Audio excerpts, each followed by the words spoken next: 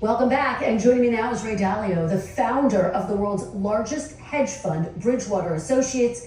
He is also the author of the new book, How Countries Go Broke. It's out in June. Mr. Dalio, welcome to Meet the Press. Thank you. Good to be here. Just call me Ray. Okay, well, Ray, I'll take you up on that. Thank you so much for being here. We really appreciate your perspective. As I just said, you did found the world's largest hedge fund. You have been in this field for more than 50 years. It's worth pointing out to our viewers, I think it's important to note you consider yourself to be apolitical, and you say that the tariff problem is a symptom of a much greater problem. What do you mean by that?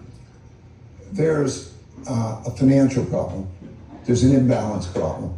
There are basically 5 big forces through history that drive everything. First, there's the money, credit, debt, economic cycle in which there's a building up of debt in a cyclical way that becomes too large, and we're going to have problems. We're going to have a government debt problem. Maybe we can get into this. The second big force through time is the internal conflict force. The left and the right, differences in wealth and values causing a conflict that we're seeing it changing our political order. So the first is changing our monetary order. The second is changing our political order internally. And then the third is the great world order, how countries deal with each other. When there's a rising power challenging an existing power, and now we are going from multilateralism, which is largely an American world order type of thing, to a unilateral world order in which there's great conflict. And the other 2 factors all through history have been acts of nature, droughts, floods, and pandemics. And number 4 is technology changing.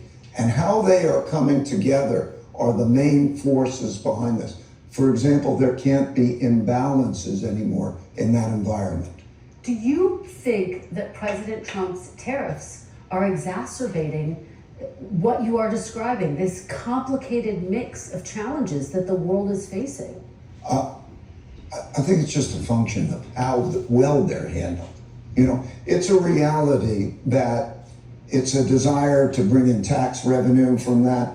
It's a reality that we would like to build manufacturing and jobs here. This is a reality. That's how that's done, whether that's done in a practical way, whether that's done in a stable way, whether that's done with quality negotiations in which that's a mutual problem, or whether that's done in a chaotic and disruptive way that produces great conflict, makes all the difference in the world. Based on what you're seeing right now, do you think that these tariffs are being carried out in a practical way or a chaotic way?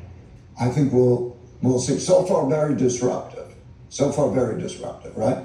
And so we don't know what the numbers are, but that can be part of a process, right? It depends where we are at the end of the 90 days, because what was put there is like throwing rocks into the production system. And those impacts would be enormous in terms of the efficiency of the whole world, great cost. I want to ask you about something that's on a lot of people's minds, your predictions for the future. And I want to start with the R word. I know you think this is just a piece of it. Of course, I'm talking about a recession. Do you think it is likely that the United States will dip into a recession because of President Trump's tariffs? I think that right now we are at a decision-making point and very close to a recession. And I'm worried about something worse than a recession if this isn't handled well. A recession is 2 negative quarters of GDP, and whether it goes slightly there, we always have those things. We have something that's much more profound.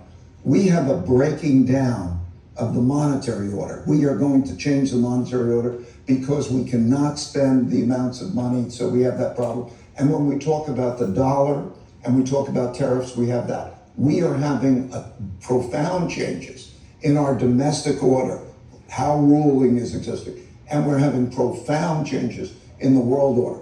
Such times are very much like the 1930s. I've studied history, and this repeats over and over again.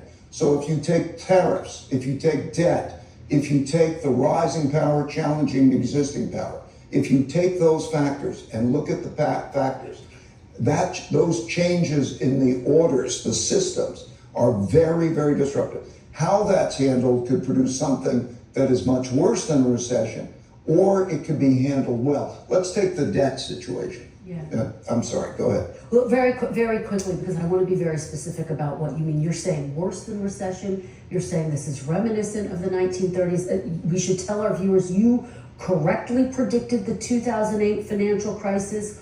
What is your prediction for where the country is headed right now? Right now, we're at a juncture. Let's take the budget. If the budget deficit can be reduced to 3% of GDP, it will be about 7% if things are not changed. If it could be reduced to about 3% of GDP, and these trade deficits and so on are managed in the right way, this could all be managed very well.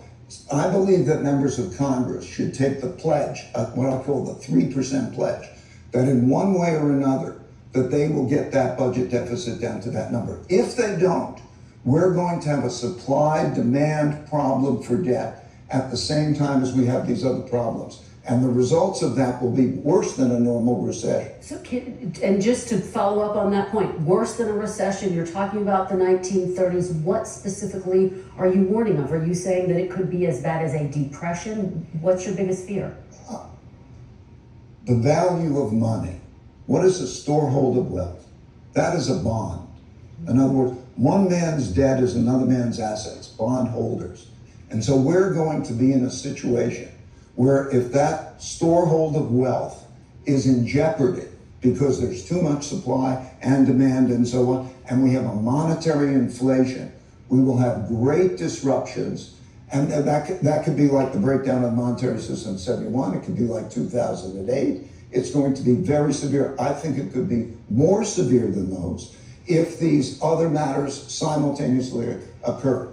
Imagine if we have a downturn politically and an international conflict. What's worst case scenario that you're warning of? To be very specific. To be very specific, the value of money, internal conflict, that is not the normal democracy as we know it, and international conflict in a way that is highly disruptive to the world economy and could even be a military conflict, just as these breakdowns have occurred before. We have a new order that began in 1945, a new monetary order and a new geopolitical order. And these go in cycles that can be measured. And I worry about the breakdown of that kind of an order, particularly since it doesn't need to happen, because there are certain things that could be done in which this is a better restructuring of these debts and actions taken. So that takes me to my next question. You have this book, How Countries Go Broke, The Big Cycle. What is the solution here? Well, there are a series of solutions, but let's take the most important. And we have 1 minute. 1 minute. Okay. 3% of GDP, bring that deficit down. It can be done in a bipartisan way, the way it was done between 1991 and 98. I explained how that could be done, doing things together for the greater good. And then internationally on all of these issues, to use American strength, but to negotiate well, to lay out ways in which bad conflict and inefficient policies don't create great disruptions, but get us through this in an orderly way. All right, Ray Dalio, thank you so much. Your book, How Countries Go Broke, The Big Cycle, we really